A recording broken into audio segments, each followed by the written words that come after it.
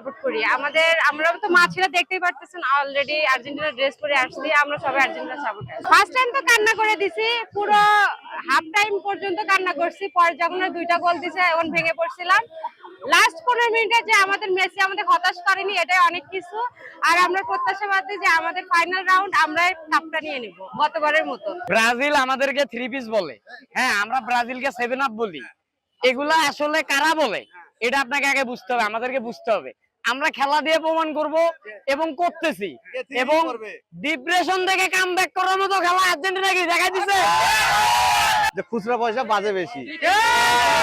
তো খেলা তো মাঠের ভিতরে দেখলে বোঝা যায় যে কে কতদূর খেলতে পারে আর কার দ্বারা কি সম্ভব। এই বিশ্বকাপে এমন কোন দল আছে শেষ 15-20 মিনিটে 3টা গোল দিছে?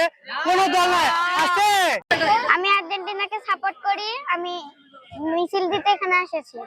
মেসিকে আমার খুব ভালো লাগে, আমার আর্জেন্টিনার খেলা ভালো লাগে, তাই আমি আর্জেন্টিনাকে সাপোর্ট করি।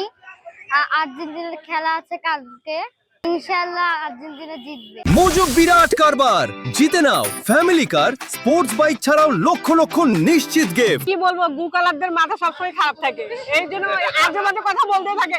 যে দলকে সাপোর্ট করতেছে সে দলে হেরে যাচ্ছে, এই জন্য ওরা কি বলবে না বলবে ওরা নিজেরাও জানে না। ব্রাজিলকে আমরা কোনো হিসেবেই ধরি না, আর কোথাও যদি ঝগড়া লেগে থাকে তাহলে অবশ্যই ব্রাজিল ফ্যানদেরকে বসানো উচিত ওখানে, কারণ তারা মুখের চাপাতে ভালো পারে কিন্তু তারা মাঠে খেলতে পারে না, তারা মুখের চাপাতে তারা ভালো খেলতে পারে।